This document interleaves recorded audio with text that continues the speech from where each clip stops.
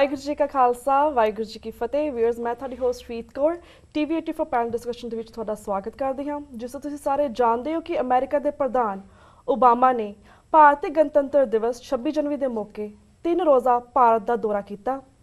ਉਹ ਭਾਰਤ ਸਰਕਾਰ ਦੇ ਸੱਦੇ ਤੇ ਵਿਸ਼ੇਸ਼ ਮਹਿਮਾਨ ਬਣ ਕੇ ਨਵੀਂ ਦਿੱਲੀ ਗਏ।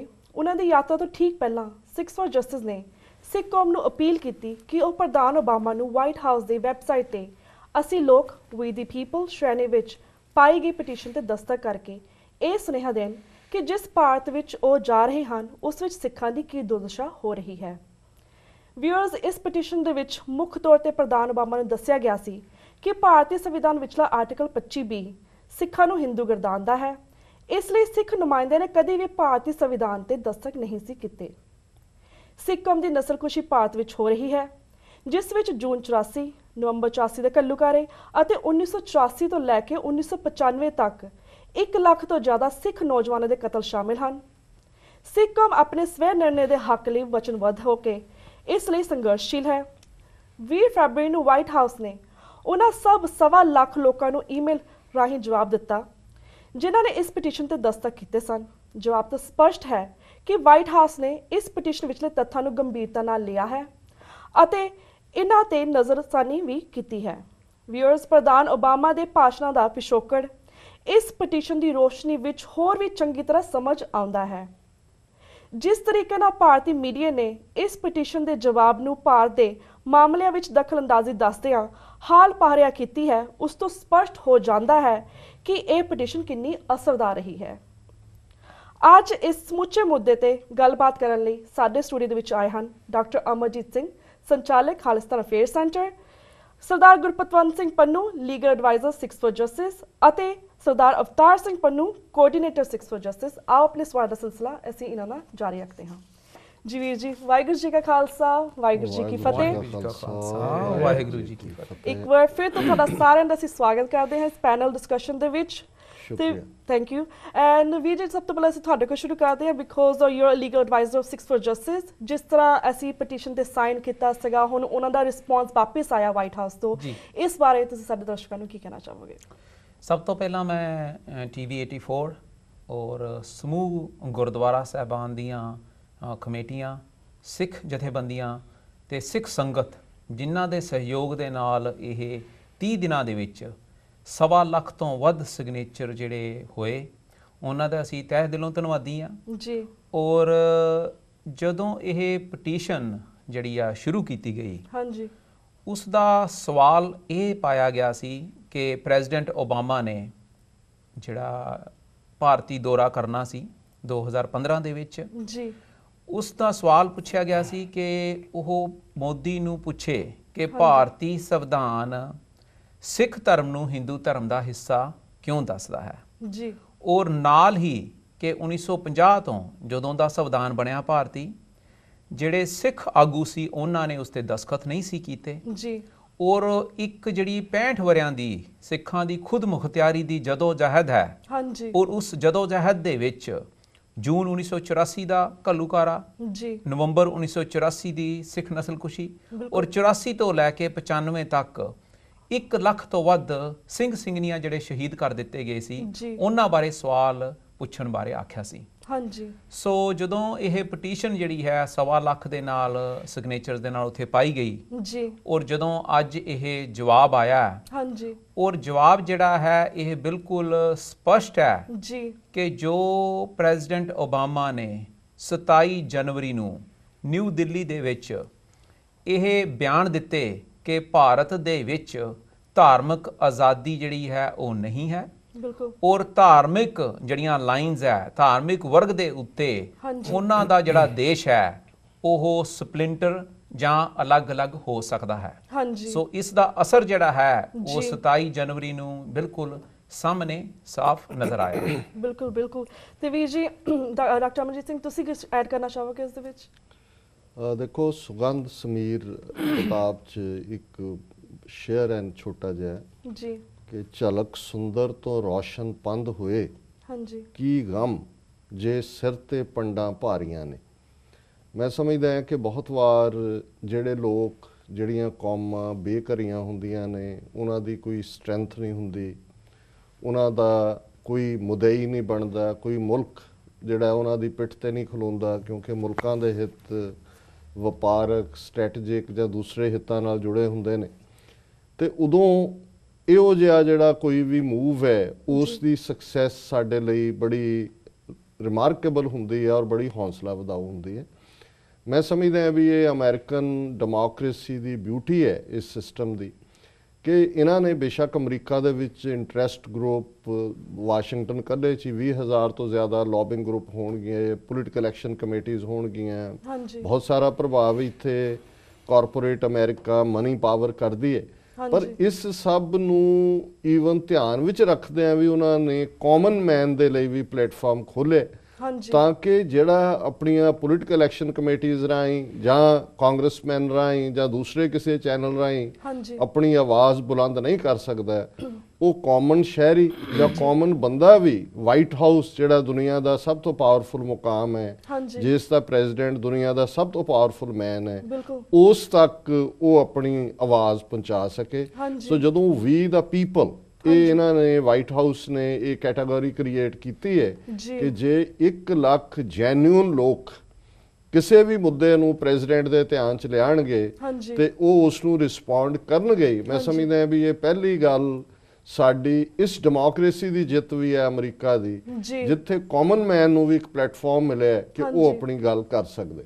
ਬਿਲਕੁਲ ਸਿੱਖਾਂ ਦੇ ਹਵਾਲੇ ਨਾਲ ਅਸੀਂ ਸਮਝਦੇ ਹਾਂ ਕਿ ਵੀ ਅਸੀਂ ਪਿਛਲੇ ਲਗਭਗ 3 ਦਹਾਕਿਆਂ ਤੋਂ, ਬੇਸ਼ੱਕ ਕੁੱਲ ਮਿਲਾ ਕੇ 67 ਸਾਲ 68 ਸਾਲ ਨੇ, 3 ਦਹਾਕਿਆਂ ਤੋਂ ਜਿਹੜੀ ਸਾਡੀ ਦਾਸਤਾਨ ਹੈ ਉਸ ਨੂੰ ਬੇਸ਼ੱਕ ਇੰਟਰਨੈਸ਼ਨਲ ਹਿਊਮਨ ਰਾਈਟਸ ਗਰੁੱਪਸ ਨੇ, Amnesty International, human Rights Watch, ਜਾਂ ਸਾਡੇ ਜਿਹੜੇ ਆਪਣੇ ਦੇਸੀ ਗਰੁੱਪ ਨੇ, Punjab Human rights Organisation, Lawyers for Human Rights, ਦੂਸਰੀਆਂ ਬਾਡੀਜ਼ ਨੇ, international human rights organisation, time to time ਸਾਹਮਣੇ ਲਿਆਂਦਾ ਹੈ।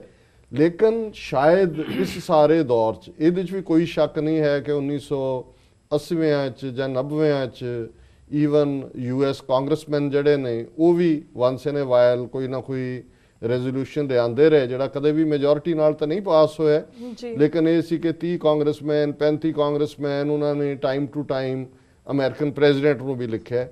ਲੇਕਿਨ ਇਹ ਪਹਿਲੀ ਵਾਰ ਹੈ ਕਿ ਜਦੋਂ ਵਾਈਟ ਹਾਊਸ ਲੈਵਲ ਤੇ, ਉਦੋਂ ਜਦੋਂ ਕਾਂਗਰਸਮੈਨ ਲਿਖਦੇ ਨੇ ਕੋਈ ਜ਼ਰੂਰੀ ਨਹੀਂ ਹੁੰਦਾ, ਜਾਂ ਕਦੇ ਮੈਂ ਦੇਖਿਆ ਨਹੀਂ ਕਿ ਪ੍ਰੈਜ਼ੀਡੈਂਟ ਆਫ ਅਮਰੀਕਾ ਨੇ ਰਿਸਪੌਂਡ ਕੀਤਾ ਹੋਇਆ ਉਹਨਾਂ ਨੂੰ ਬੈਕ, ਉਹ ਸਾਡੇ ਕਹਿਣ ਲਈ ਜ਼ਰੂਰੀ ਹੁੰਦਾ ਸੀ ਜੀ ਇੰਨੇ ਕਾਂਗਰਸਮੈਨਾਂ ਨੇ ਕਿਹਾ। ਪਰ ਇਸ ਵਾਰ ਅਸੀਂ ਬਿਨਾਂ ਕੋਈ ਕਾਂਗਰਸਮੈਨਾਂ ਦੇ ਫੰਡ ਰੇਜ਼ਰ ਕੀਤੇ ਆ, ਕਿਉਂਕਿ ਜਿਹਨਾਂ ਤੋਂ ਤੁਸੀਂ ਦਸਤਖਤ ਕਰਵਾਉਂਦੇ ਹੋ ਫਿਰ ਉਹਨਾਂ ਦੀ ਐਕਸਪੈਕਟੇਸ਼ਨ ਹੁੰਦੀ ਹੈ ਵੀ ਤੁਸੀਂ ਉਹਨਾਂ ਨੂੰ ਉਹਨਾਂ ਦੀਆਂ ਕਨਸਟੀਚੁਐਂਸੀਜ਼ 'ਚ ਪੈਸੇ ਇਕੱਠੇ ਕਰਕੇ ਦਿਓ। ਲੇਕਿਨ ਇਸ ਵਾਰ ਇੱਕ ਸਧਾਰਨ ਬੰਦੇ ਦਾ ਦਸਤਖਤ, ਉਹਦਾ ਸਿਗਨੇਚਰ, ਜਿਸ ਦੀ ਗਿਣਤੀ ਮੈਂ ਸਮਝਦਾ ਵੀ ਕੁਝ ਚੀਜ਼ਾਂ ਬੇਸ਼ੱਕ ਕੋਇਨਸੀਡੈਂਸ ਹੁੰਦੀਆਂ, ਪਰ ਕਈ ਵਾਰੀ ਮਿਸਟਿਕ ਵਰਲਡ ਦੇ ਵਿੱਚ ਵੀ ਇਸ ਕੋਇਨਸੀਡੈਂਸ ਦੀ ਇੱਕ ਆਪਣੀ ਥਾਂ ਹੁੰਦੀ ਹੈ। 1.25 ਲੱਖ ਜਦੋਂ ਅਸੀਂ ਸ਼ਬਦ ਦਾ ਇਸਤੇਮਾਲ ਕਰਦੇ ਹਾਂ ਤੇ ਇਹ 2 ਤਰੀਕੇ ਨਾਲ ਸਾਡੀ ਗੱਲ ਨੂੰ ਅੱਗੇ ਤੋਰਦੇ। ਇੱਕ ਤਾਂ 1.25 ਲੱਖੀ ਸਪਿਰਿਟ ਹੈ, ਜਦੋਂ ਗੁਰੂ ਕਲਗੀਧਰ ਪਾਤਸ਼ਾਹ ਨੇ 1.25 ਲੱਖ ਸੇ ਏਕ ਲੜਾऊं ਤਬੈ ਗੋਬਿੰਦ ਸਿੰਘ ਨਾਮ ਕਹਾऊं, ਤੇ ਇਹ ਸਾਡੀ ਜਿਹੜੀ ਇਨਡਿਫੀਟੇਬਲ, ਅਨਕੰਕਰੇਬਲ, ਟੋਟਲੀ ਡਿਫਾਈਨਡ ਸਪਿਰਿਟ ਹੈ ਕਿ ਜੇ 1.25 ਲੱਖ ਬੰਦਾ ਵੀ ਤਾਕਤ ਵਰਤ ਕੇ, ਟਾਰਚਰ ਵਰਤ ਕੇ, ਐਲਿਓਰਮੈਂਟ ਵਰਤ ਕੇ ਸਾਨੂੰ ਆਪਣੇ ਆਸ਼ੇ ਤੋਂ ਡੇਗਣਾ ਚਾਹੇ ਤੇ ਸਿੱਖ ਆਪਣੇ ਆਸ਼ੇ ਤੇ ਖਲੋਤਾ ਰਹੇਗਾ। ਪਰ ਦੂਸਰੇ ਪਾਸੇ ਜਦੋਂ ਇਸ 1.25 ਲੱਖ ਦੀ ਸਪਿਰਿਟ ਵਾਲਾ 1.25 ਲੱਖ ਸਿੱਖ ਖਲੋਂਦਾ ਤਾਂ ਫਿਰ ਤੁਸੀਂ, ਮੈਨੂੰ ਤਾਂ ਹਿਸਾਬ ਮੇਰਾ ਕਮਜ਼ੋਰ ਰਿਹਾ, ਮੈਨੂੰ ਤਾਂ ਮਿਲੀਅਨਸ ਦੀ ਗਿਣਤੀ ਵੀ ਨਹੀਂ ਆਉਂਦੀ ਕਿੰਨੇ ਮਿਲੀਅਨ ਬਣ ਜਾਂਦੇ ਨੇ। ਸੋ ਮੈਂ ਸਮਝਦਾ ਹਾਂ ਵੀ ਇਸ ਹਿਸਾਬ ਦੇ ਨਾਲ ਇੱਕ ਬੜਾ ਸਟਰੋਂਗ ਮੈਸੇਜ ਗਿਆ ਔਰ ਰਿਕਾਰਡ ਟਾਈਮ, ਜਦੋਂ ਅਸੀਂ 30 ਦਿਨ ਦੀ ਗੱਲ ਕਰਦੇ ਹਾਂ, ਇਹ ਕੋਈ ਅਨਲਿਮਿਟਿਡ ਨਹੀਂ ਹੁੰਦਾ, ਜਿਹੜਾ ਇਹਨਾਂ ਨੇ ਪ੍ਰੋਸੀਜਰ ਸੈੱਟ ਕੀਤਾ ਹੈ ਕਿ ਜੇ ਲੱਖ ਬੰਦਾ 30 ਦਿਨ ਦੇ ਟਾਈਮ ਫਰੇਮ ਦੇ ਵਿੱਚ ਲਿਖਦਾ ਹੈ ਤੇ ਉਹ ਰਿਸਪੌਂਡ ਕਰਦੇ ਨੇ। ਹੁਣ ਜਦੋਂ ਤੱਕ ਪ੍ਰੈਜ਼ੀਡੈਂਟ ਓਬਾਮਾ ਦੀ ਟ੍ਰਿਪ ਦੀ ਜਿਹੜੀ ਆਈਟੀਨਰੀ ਹੈ ਬਾਹਰ ਆਈ, ਬੜਾ ਬਰੀਫ ਟਾਈਮ ਸੀ, ਔਰ ਮੈਂ ਸਮਝਦਾ ਵੀ 6 ਫਾਰ ਜਸਟਿਸ ਵਧਾਈ ਦੀ ਹੱਕਦਾਰ ਹੈ। ਬੇਸ਼ੱਕ ਹੋਰ ਵੀ ਮੇਸ਼ਰ ਸਨ ਸਾਡੇ ਸਾਹਮਣੇ ਕਿ ਵਾਈਟ ਹਾਊਸ ਦੇ ਬਾਹਰ ਅਸੀਂ ਪ੍ਰੋਟੈਸਟ ਕਰੀਏ ਜਦੋਂ 26 ਜਨਵਰੀ ਨੂੰ ਉੱਥੇ ਐਡਰੈਸ ਕਰ ਰਿਹਾ ਹੋਏ, ਬਟ ਅਸੀਂ ਜ਼ੀਰੋ ਡਾਊਨ ਇਸ ਗੱਲ ਤੇ ਕੀਤਾ ਕਿ ਬਈ ਪੈਟੀਸ਼ਨ ਕੈਂਪੇਨ ਹੋਏ। ਔਰ ਜਿਸ ਤੇਜ਼ੀ ਦੇ ਨਾਲ ਇਹ ਪੈਟੀਸ਼ਨ ਗਲੋਬਲੀ ਸਪਰੈਡ ਹੋਈ, ਔਰ ਇਹਦੀ ਅਹਿਮੀਅਤ ਇੱਕ ਪੱਖੋਂ ਹੋਰ ਵੀ ਹੈ ਕਿ ਪਹਿਲੀ ਵਾਰ ਹੈ ਕਿ ਜਥੇਦਾਰ ਅਕਾਲ ਤਖਤ ਸਾਹਿਬ ਵਿਕੇ ਹੋਏ ਬਾਦਲ ਦਲ, ਉਹਨਾਂ ਦੀ ਆਪਣੀ ਕੰਪਲਸ਼ਨ ਸੀ, ਕਿਉਂਕਿ ਪੰਜਾਬ 'ਚ ਹਾਲਾਤ ਇਹ ਬਣੇ ਸੀ ਕਿ ਬੀਜੇਪੀ ਠੁੱਡ ਮਾਰ ਰਹੀ ਸੀ ਉਹਨਾਂ ਨੂੰ, ਉਹਨਾਂ ਨੂੰ ਵੀ ਕੁਛ ਨਾ ਕੁਛ ਕਲਿੰਗ ਕਰਨ ਨੂੰ ਚਾਹੀਦਾ ਸੀ ਕਿ ਜੇ ਉਹਨਾਂ ਨੇ ਬੈਕ ਟੂ ਸਿੱਖ ਏਜੰਡਾ ਆਣਾ ਤੇ ਦੇ ਨੀਡਡ ਸਮਥਿੰਗ। ਸੋ ਉਹਨਾਂ ਦੀ ਐਂਡੋਰਸਮੈਂਟ, ਹੁਣ ਜਦੋਂ ਅਸੀਂ ਈਵਨ ਇਸ ਪਟੀਸ਼ਨ ਵਿਚਲੇ 3-4 ਨੁਕਤਿਆਂ ਦੀ ਗੱਲ ਕਰਦੇ ਹਾਂ ਕਿ ਜੀ ਸਾਡੇ ਨੁਮਾਇੰਦਿਆਂ ਨੇ ਦਸਤਖਤ ਨਹੀਂ ਕੀਤੇ ਕਨਸਟੀਟਿਊਸ਼ਨ ਤੇ, ਤੁਹਾਡਾ ਆਰਟੀਕਲ 25-20 ਸੰਵਿਧਾਨ ਦਾ ਸਾਨੂੰ ਹਿੰਦੂ ਗਰਦਾਨਦਾ, ਅਸੀਂ ਇਸ ਨੂੰ ਕੰਡੈਮ ਕਰਦੇ ਹਾਂ, ਅਸੀਂ ਇਸ ਨੂੰ ਐਕਸੈਪਟ ਹੀ ਨਹੀਂ ਕਰਦੇ। ਤੁਸੀਂ ਇੱਕ ਤੋਂ ਬਾਅਦ ਇੱਕ ਸਾਡੀ ਨਸਲਕੁਸ਼ੀ ਕੀਤੀ, ਜੂਨ 84 ਦਾ ਘੱਲੂਘਾਰਾ ਕੀਤਾ, ਨਵੰਬਰ 84 ਦੀ ਨਸਲਕੁਸ਼ੀ ਕੀਤੀ, 84 ਤੋਂ 94-95 ਤੱਕ ਤੁਸੀਂ ਸਾਡਾ 1 ਲੱਖ ਮੁੰਡਾ ਮਾਰ ਦਿੱਤਾ ਔਰ ਸਾਡੇ ਸਾਹਮਣੇ ਰਾਈਟ ਆਫ ਸੈਲਫ ਡਿਟਰਮੀਨੇਸ਼ਨ ਹੈ। ਸੋ ਜੇ ਅਸੀਂ ਦੇਖਦੇ ਹਾਂ ਵੀ ਖਾਲਿਸਤਾਨ ਦੇ ਕੇਸ ਦੀ ਬਿਲਡਿੰਗ ਕੱਲੀ ਜੂਨ 84 ਨਾਲ, ਬਹੁਤ ਸਾਰੇ ਸਮਝਦੇ ਨੇ ਜੀ ਜੂਨ 84 'ਚ ਹਮਲਾ ਹੋਇਆ ਹੈ ਤੇ ਜਿਵੇਂ ਸੰਤ ਪਿੰਡਾਂ ਵਾਲਿਆਂ ਨੇ ਵੀ ਕਿਹਾ ਸੀ ਕਿ ਵੀ ਜਿੱਦਣ ਫੌਜ ਦੇ ਪੈਰ ਪਏ ਹਰਮੰਦਰ ਸਾਹਿਬ ਦੀ ਹਦੂਦ 'ਚ ਰੱਖੀ ਜਾਏਗੀ ਗੱਲ, ਇਹ ਬਿਲਕੁਲ ਠੀਕ ਹੈ ਉਹਨਾਂ ਦੀ ਸਟੇਟਮੈਂਟ। ਪਰ ਸਾਡਾ ਕੇਸ ਜਿਹੜਾ ਡੀ ਜੂਰਿਸ ਹੈ ਉਹ 1947 ਤੋਂ ਹੀ ਸ਼ੁਰੂ ਹੋ ਜਾਂਦਾ ਔਰ 1950 ਤੱਕ ਪਹੁੰਚਦੇ ਆ, ਜਦੋਂ ਅਸੀਂ ਸੰਵਿਧਾਨਕ ਤੌਰ ਤੇ ਉਸ ਮੁਲਕ ਨੂੰ ਆਪਣਾ ਮੁਲਕ ਨਹੀਂ ਮੰਨਿਆ ਤੇ ਡੀ ਫੈਕਟੋ ਭਾਵੇਂ ਅਸੀਂ ਉਹਨਾਂ ਦੇ ਕਬਜ਼ੇ 'ਚ ਹੈ, ਸਾਡਾ ਪੰਜਾਬ ਆਕੂਪਾਈ ਟੈਰੀਟਰੀ ਹੈ, ਬਟ ਡੀ ਜੂਰਿਸ ਅਸੀਂ ਉਹਨਾਂ ਦਾ ਹਿੱਸਾ ਨਹੀਂ ਹੈ। ਸੋ ਮੈਂ ਸਮਝਦਾ ਹਾਂ ਵੀ ਲਿਮਿਟਿਡ ਵਰਡਸ, ਸ਼ਾਇਦ 100 ਵਰਡਸ ਕਿੰਨੇ ਅੱਜ ਤੁਸੀਂ ਆਪਣੀ ਗੱਲ ਕਹਿਣੀ ਹੁੰਦੀ ਹੈ 800 ਵਰਡਸ, ਹੁਣ 800 ਵਰਡਸ ਦੇ ਵਿੱਚ ਆਪਣੇ ਕੇਸ ਨੂੰ ਆਰਟੀਕੂਲੇਟ ਕਰਨਾ, ਦੈਟ ਵਾਸ ਰਿਮਾਰਕੇਬਲ। ਔਰ ਜਿਸ ਸਪੀਡ ਦੇ ਨਾਲ ਫਿਰ ਸਿੱਖ ਸੰਗਤਾਂ ਨੇ ਗਲੋਬਲੀ ਉਹਨੂੰ ਐਮਬ੍ਰੇਸ ਕੀਤਾ ਇਸ ਫੈਕਟ ਨੂੰ, ਔਰ ਇਹ ਤਾਂ ਸਿਰਫ ਉਹ ਨੇ ਜਿਹੜੇ ਆਨਲਾਈਨ ਹੋਏ, ਇਸ ਤੋਂ ਇਲਾਵਾ ਥਾਊਜ਼ੈਂਡਸ ਅਪਨ ਥਾਊਜ਼ੈਂਡਸ ਨੇ ਜਿਹੜੇ ਪੇਪਰ ਦੇ ਉੱਤੇ ਦਸਤਖਤ ਕੀਤੇ, ਭਾਵੇਂ ਉਹ ਫਤਿਹਗੜ੍ਹ ਸਾਹਿਬ ਜਦੋਂ ਜੋੜ ਮੇਲਾ ਹੁੰਦਾ, ਸ਼ਹੀਦੀ ਜੋੜ ਮੇਲਾ, ਉਹਦੇ ਮੌਕੇ ਸੀ, ਅਕਾਲ ਤਖਤ ਸਾਹਿਬ ਦੇ ਬਾਹਰ ਸੀ, ਐਂਡ ਦਿੱਲੀ 'ਚ ਸੀ, ਐਂਡ ਡਿਫਰੈਂਟ ਅਦਰ ਪਲੇਸਿਸ। ਹੁਣ ਇਹ ਤਾਂ ਮੈਂ ਸਮਝਦਾ ਵੀ ਕੌਮ ਨੂੰ ਟ੍ਰਿਬਿਊਟ ਹੈ ਕਿ ਜਿਹੜੇ ਲੋਕ ਬਹੁਤ ਵਾਰ, ਅਸੀਂ ਵੀ ਕਈ ਵਾਰੀ ਫਰਸਟ੍ਰੇਟ ਹੁੰਦੇ ਆ ਕਿ ਜੀ ਸੁੱਤੇ ਪਏ ਨੇ ਕੀ ਹੈ, ਪਰ ਅਸੀਂ ਸਮਝਦੇ ਹਾਂ ਕਿ ਜੇ 1.25 ਲੱਖ, ਲਿਟਰਲੀ 1.25 ਲੱਖ ਸਿੱਖਾਂ ਨੂੰ ਦੁਨੀਆ ਭਰ 'ਚ ਸਮਝ ਹੈ ਕਿ ਅਸੀਂ ਇਸ ਦੇਸ਼ ਨੂੰ ਆਪਣਾ ਨਹੀਂ ਮੰਨਦੇ। ਆਇਰਿਸ਼ ਸਟਰਗਲ ਹੋਏ, ਦੂਜੀ ਹੋਏ, ਤਾਂ 40-40 ਬੰਦਿਆਂ ਨੇ 30-30 ਸਾਲ ਸਟਰਗਲ ਤੋੜ ਕੇ ਰੱਖੀ ਹੈ। 1.25 ਲੱਖ ਬੰਦਾ ਬਹੁਤ ਹੁੰਦਾ ਹੈ। ਅਲਾਉਦੀਨ ਖਿਲਜੀ 12 ਫੌਜੀਆਂ ਦੇ ਨਾਲ ਬੰਗਾਲ ਫਤਿਹ ਕਰ ਲਿਆ ਸੀ। ਮਹਾਰਾਜਾ ਰਣਜੀਤ ਸਿੰਘ ਦੇ ਐਂਡ ਵਾਲੀ ਜਿਹੜੀ, ਜਦੋਂ ਤੱਕ ਸਾਡੇ ਕੋਲ ਰਾਜ ਸੀ, ਮੈਕਸਿਮਮ ਆਰਮੀ ਸਾਡੇ ਕੋਲ 1 ਲੱਖ ਹੋਏਗੀ ਜਿਨ੍ਹਾਂ ਨੇ ਅੰਗਰੇਜ਼ਾਂ ਦੇ ਛੱਕੇ ਛੁਡਾ ਦਿੱਤੇ ਸੀ, ਔਰ ਮੋਸਟ ਪਾਵਰਫੁਲ ਆਰਮੀ ਸੀ ਉਸ ਵੇਲੇ ਦੀ ਏਸ਼ੀਆ ਦੀ। ਸੋ 1.25 ਲੱਖ ਲਿਟਰਲ ਫਿਗਰ ਜਿਹੜੀ ਹੈ, ਔਰ ਉਹ ਨੇ ਜਿਹੜੇ ਟੈਕਸ ਹਾਵੀ ਨੇ, ਕਿਉਂਕਿ ਇਹ ਤਾਂ ਨਹੀਂ ਹੈ ਵੀ ਤੁਸੀਂ ਕੋਈ ਪੰਜਾਬੀ 'ਚ ਚਿੱਠੀ ਲਿਖੀ ਹੈ ਕਿਸੇ ਨੂੰ, ਜਿਹੜਾ ਵੀ ਹੋਇਆ ਉਹ ਇੰਟਰਨੈਟ ਤੇ ਗਿਆ, ਉਹਨੇ ਭਰਿਆ ਆਪਣਾ ਨਾਂ, ਨੰਬਰ, ਦੂਜੇ ਤੀਜੇ, ਔਰ ਵਾਈਟ ਹਾਊਸ ਕੋਲ ਉਹ ਡਾਟਾ ਹੈ। ਇਸ ਲਈ ਵਾਈਟ ਹਾਊਸ ਨੇ ਵੀ ਜਦੋਂ ਰਿਸਪੌਂਡ ਕੀਤਾ ਤੇ ਉਹਨਾਂ 1.25 ਲੱਖ ਲੋਕਾਂ ਨੂੰ ਕੀਤਾ, ਹਰ ਇੱਕ ਨੂੰ ਉਹ ਈਮੇਲ ਗਈ ਹੈ। ਔਰ ਮੈਂ ਸਮਝਦਾ ਵੀ ਪਹਿਲੀ ਗੱਲ ਤਾਂ ਇਹ ਕੌਮ ਦੀ ਸਟਰੈਂਥ ਹੈ ਜਿਹਦੇ ਤੇ ਮੈਂ ਜ਼ਿਆਦਾ ਕਾਊਂਟ ਕਰਦਾ। ਹੁਣ ਇਹ ਵਾਈਟ ਹਾਊਸ ਰਿਸਪੌਂਸ, ਜੇ ਉਹ ਨਾ ਵੀ ਰਿਸਪੌਂਸ ਕਰਦੇ ਅਸੀਂ ਉਹਨਾਂ ਦਾ ਕੀ ਕਰ ਲੈਂਦੇ, ਲੇਕਿਨ ਮੈਂ ਸਮਝਦਾ ਵੀ ਉਹਨਾਂ ਨੇ ਵੀ ਇਹ ਮਹਿਸੂਸ ਕੀਤਾ ਕਿ ਇਹ ਜਿਹੜਾ ਪੈਟੀਸ਼ਨ ਰਾਹੀਂ ਆਇਆ ਕੇਸ ਹੈ ਇਹ ਵਰਥ ਸੀ। ਔਰ ਜੇ ਅਸੀਂ ਇਹਦੇ 'ਚ ਪ੍ਰੈਜ਼ੀਡੈਂਟ ਓਬਾਮਾ ਦੀ ਸ੍ਰੀ ਫੋਰਟ ਦਿੱਲੀ ਦੇ ਵਿੱਚ 27 ਜਨਵਰੀ ਦੀ ਸਪੀਚ, ਔਰ ਫਿਰ ਅਮਰੀਕਾ ਵਾਪਸ ਆ ਕੇ ਕੁਝ ਦਿਨਾਂ ਬਾਅਦ ਜਿਹੜੀ ਪ੍ਰੇਅਰ ਬ੍ਰੇਕਫਾਸਟ ਮੀਟਿੰਗ ਸੀ ਜਿਹਦੇ 'ਚ ਉਹਨਾਂ ਨੇ ਚੇਚਾ ਇਹ ਕਿਹਾ ਕਿ ਜੀ ਮੈਂ ਤੇ ਮਿਸ਼ਲ ਕੁਝ ਦਿਨ ਪਹਿਲਾਂ ਇੰਡੀਆ ਗਏ ਸੀ, ਰਿਮਾਰਕੇਬਲ ਕੰਟਰੀ ਹੈ, ਪਰ ਨਾਲ ਹੀ ਉਹਨੇ ਫਿਰ ਜਿਹੜਾ ਫਰੇਜ਼ ਇਸਤੇਮਾਲ ਕੀਤਾ, ਕਿਉਂਕਿ ਅੰਗਰੇਜ਼ੀ ਦੇ ਵਿੱਚ ਫਰੇਜ਼ ਹੈ ਜਦੋਂ ਕੋਈ ਮਰਿਆ ਬੰਦੇ ਨੂੰ ਦੀ ਆਤਮਾ ਦੁਖੀ ਹੋਏ ਤਾਂ ਉਹਨੂੰ ਕਹਿੰਦਾ ਕਿ he must be turning in his grave, ਕਿ ਆਪਣੀ ਕਬਰ 'ਚ ਪੁੱਠਾ ਹੋ ਰਿਹਾ। ਹੁਣ ਉਹ ਹਿੰਦੂ ਤਾਂ ਦੱਬਦੇ ਨਹੀਂ ਕਬਰਾਂ 'ਚ, ਸੋ ਉਹਨੇ ਕਿਹਾ ਵੀ Gandhi will be shocked if he sees what is happening। ਸੋ ਇਹ ਬਹੁਤ ਸਟਰੋਂਗ ਸਟੇਟਮੈਂਟ ਸੀ। ਔਰ ਇਹਨਾਂ ਜੇ ਤੁਸੀਂ ਦੋਨਾਂ ਨੂੰ ਇਹਦੀ ਜੜ ਆਰਟੀਕਲ 25 ਦੇ ਨਾਲ, ਜਿਸ ਆਰਟੀਕਲ 25 ਵਰਡ ਦਾ ਜ਼ਿਕਰ ਓਬਾਮਾ ਨੇ ਸ੍ਰੀ ਫੋਰਟ ਸਪੀਚ ਦੇ ਵਿੱਚ ਕੀਤਾ, ਦੇਖਦੇ ਹੋ ਤੇ ਫਿਰ ਕੋਈ ਦੋ ਰਾਵਾਂ ਨਹੀਂ ਹੁੰਦੀਆਂ ਜਾਂ ਕੋਈ ਸ਼ੱਕ ਸ਼ੁਬਾ ਨਹੀਂ ਰਹਿ ਜਾਂਦਾ ਕਿ ਓਬਾਮਾ ਦੀ ਬੈਕ 'ਚ ਇਸ ਪੈਟੀਸ਼ਨ ਦਾ ਕੰਟੈਂਟ ਸੀ, ਕਿਤੇ ਨਾ ਕਿਤੇ ਉਹਨੂੰ ਇਹ ਗਿਲਟ ਸੀ ਕਿ ਵੀ ਮੈਂ ਜਾ ਰਿਹਾ, ਔਰ ਉਹ ਉਹਨੇ last day standing on the Indian soil. Then America 'ਚ ਦੁਨੀਆ ਭਰ ਦੇ ਦੇਸ਼ਾਂ ਦੇ ਜਿਹੜੇ ਧਾਰਮਿਕ ਲੋਕ, ਜਿਹਨਾਂ ਜੀਵਨ ਦਲਾਈ ਲਾਮਾ ਸ਼ਾਮਲ ਸੀ, ਉਹਨਾਂ ਦੀ ਪ੍ਰੈਜ਼ੈਂਸ 'ਚ ਇਹ ਗੱਲ ਕਹਿਣੀ। ਔਰ ਤੀਸਰਾ ਜਿਹੜਾ ਹੁਣ ਰਿਕਾਰਡਡ ਪਾਰਟ, ਜਦੋਂ ਕੋਈ ਵੀ ਕੰਟਰੀ ਦਾ ਪ੍ਰੈਜ਼ੀਡੈਂਟ ਜਾਂ ਵਾਈਟ ਹਾਊਸ 'ਚ ਬੈਠਾ ਓਬਾਮਾ ਕੋਈ ਵਰਡ ਇਨ ਰਾਈਟਿੰਗ ਦੇ ਰਿਹਾ ਤੇ ਉਹਦੇ 'ਚ ਕਈ ਡਿਪਲੋਮੈਟ ਬੈਠੇ ਹੁੰਦੇ ਨੇ, ਕਈ ਉਹਨਾਂ ਦੇ ਅੰਗਰੇਜ਼ੀ ਦੇ ਐਕਸਪਰਟ ਹੋਣਗੇ, ਕਿਸ ਮੀਨਿੰਗ ਦਾ ਕੀ ਮਤਲਬ ਕੱਢਿਆ ਜਾ ਸਕਦਾ ਹੈ, ਇਹ ਡਿਪਲੋਮੈਟਿਕ ਰਿਲੇਸ਼ਨਸ ਖਟਾਸ ਨਾ ਪੈਦਾ ਕਰੇ, how India will react to it and how it will affect our other trades. So ਇਹਦੇ ਬਾਵਜੂਦ, ਹਾਲਾਂਕਿ ਇਸ ਲਈ ਉਹ ਇੱਕ ਗੋਲਮੋਲ ਲੈਂਗੁਏਜ ਹੈ, ਔਰ ਮੈਂ ਆਪਣੀ ਇਸ ਹਫਤੇ ਦੀ ਲਿਖਤ ਦੇ ਵਿੱਚ ਜਿਹੜੀ ਚੜ੍ਹਦੀ ਕਲਾ ਸਮੇਤ ਆਲਮੋਸਟ 1 ਡਜ਼ਨ ਪਬਲੀਕੇਸ਼ਨ ਦੇ ਵਿੱਚ ਛਪੀ ਹੈ ਜਾਂ ਛਪੇਗੀ, ਉਹਦੇ 'ਚ ਮੈਂ ਕਿਹਾ ਮੈਂ ਕਿ ਤੁਸੀਂ ਡਿਪਲੋਮੈਟ ਨੂੰ ਡਿਫਾਈਨ ਕਰਦੇ ਹੋ, ਇੱਕ ਅੰਗਰੇਜ਼ੀ ਦੀ ਡੈਫੀਨੇਸ਼ਨ ਹੈ ਉਹਦੇ ਲਈ, if a diplomat says yes he means perhaps, if he says perhaps he means no, if he says no he is a no diplomat. so ਉਹਨੇ sure ਕਦੇ ਨਹੀਂ ਕਹਿਣਾ ਹੁੰਦਾ, yes ਹੁੰਦਾ ਤੇ no ਕਦੇ ਨਹੀਂ ਕਹਿਣਾ ਹੁੰਦਾ ਉਹਨੇ।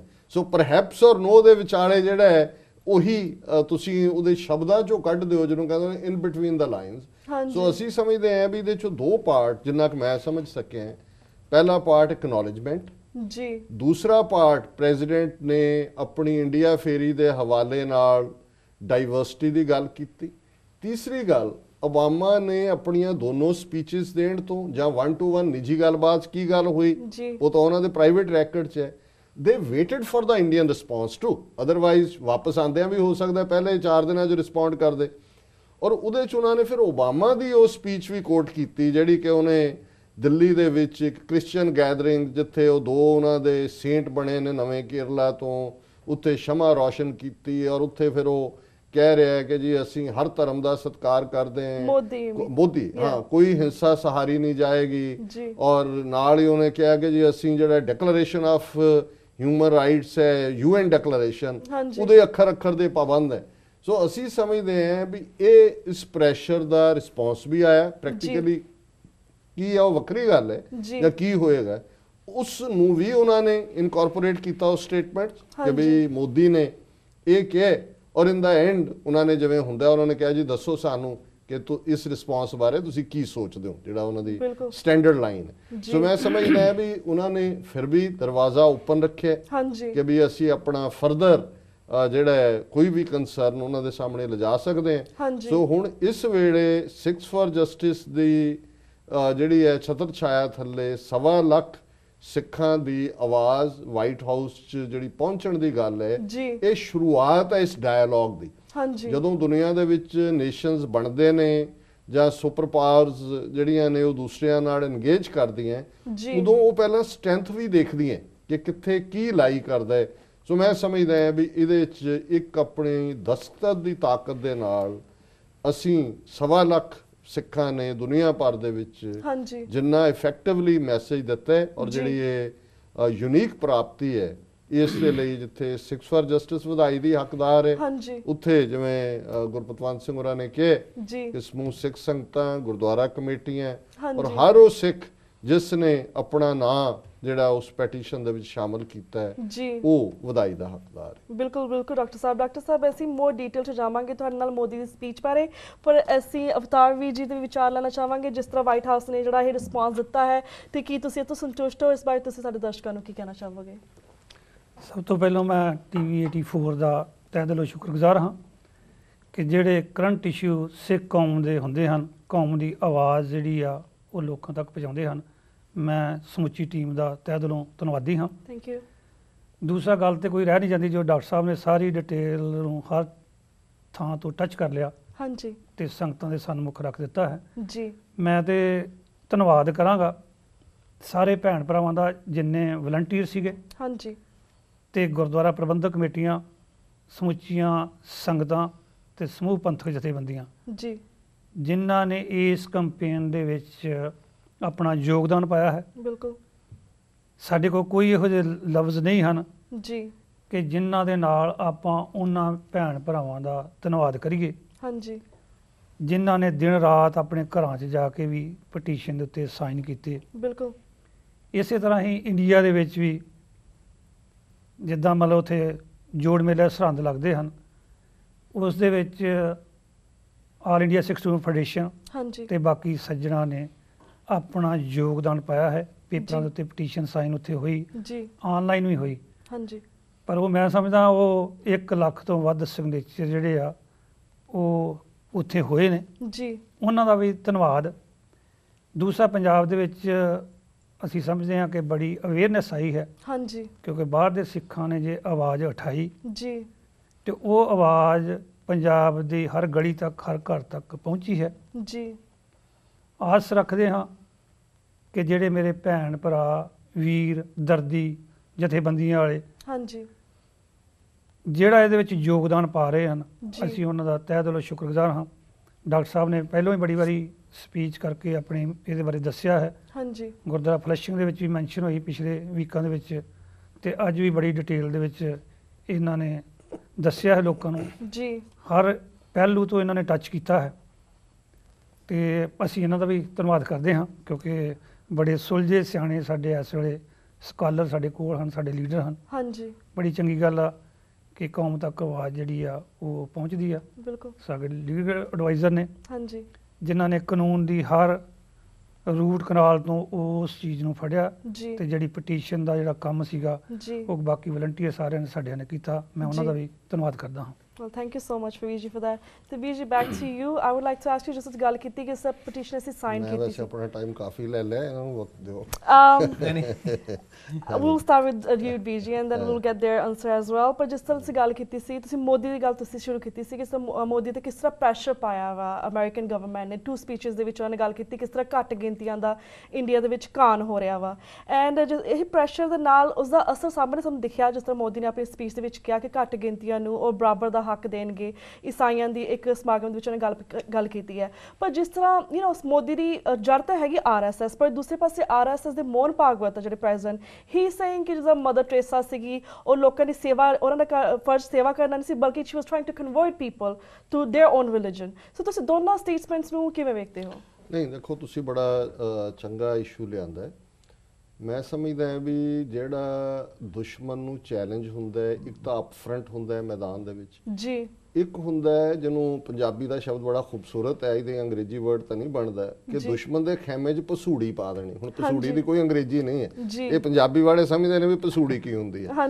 ਇਹ ਜਿਹੜਾ ਤੁਸੀਂ ਡਾਈਕੋਟਮੀ ਐਕਸਪਲੇਨ ਕੀਤੀ ਹੈ ਕਿ ਮੋਹਨ ਭਾਗਵਤ ਜਿਉਂ ਹੀ ਮੋਦੀ ਨੇ ਕ੍ਰਿਸਚੀਅਨ ਫੰਕਸ਼ਨ ਦੇ ਵਿੱਚ ਇਸ ਗੱਲ ਨੂੰ ਸ਼ਮਾ ਜਗਾ ਕੇ ਗੱਲ ਕੀਤੀ, ਹਾਂਜੀ, 2 ਦਿਨ ਬਾਅਦ ਰਾਜਸਥਾਨ ਦੇ ਇੱਕ ਥਾਂ ਤੇ ਇੱਕ NGO ਆਪਣਾ ਘਰ, ਜਿਹੜੀ ਕਿ ਇਹਨਾਂ ਦੀ RSS ਦੀ NGO ਹੈ, ਹਾਂਜੀ, ਉਹਦੇ ਫੰਕਸ਼ਨ 'ਚ ਬੋਲਦੇ ਆ ਮੋਹਨ ਭਾਗਵਤ ਨੇ ਕਿਹਾ ਕਿ ਜੀ ਇਹ ਮਦਰ ਟੈਰੇਸਾ ਕੋਈ ਸਮਾਜ ਸੇਵਾ ਲਈ ਸੇਵਾ ਨਹੀਂ ਸੀ ਕਰਦੀ, ਉਹਦਾ ਮਕਸਦ ਤਾਂ ਲੋਕਾਂ ਨੂੰ ਈਸਾਈ ਬਣਾਉਣਾ ਸੀ। ਹਾਂਜੀ, ਹੁਣ ਇਹ ਜਿਹੜਾ ਕਮੈਂਟ ਹੈ ਇਹ ਫਰਸਟ੍ਰੇਸ਼ਨ ਸ਼ੋ ਕਰਦਾ, ਔਰ ਭਾਗਵਤ ਇਹ ਮੈਸੇਜ ਮੋਦੀ ਨੂੰ ਦੇ ਰਿਹਾ ਹੈ, ਮੋਦੀ ਔਰ ਜੇਤਲੀ ਨੂੰ ਵੀ, ਕਿਉਂਕਿ Arun Jaitley second most important man ਹੈ, ਔਰ ਉਸ ਕ੍ਰਿਸਚੀਅਨ ਫੰਕਸ਼ਨ ਦੇ ਵਿੱਚ ਮੋਦੀ ਦੇ ਨਾਲ ਅਰੁਣ ਜੇਤਲੀ ਵੀ ਸੀ।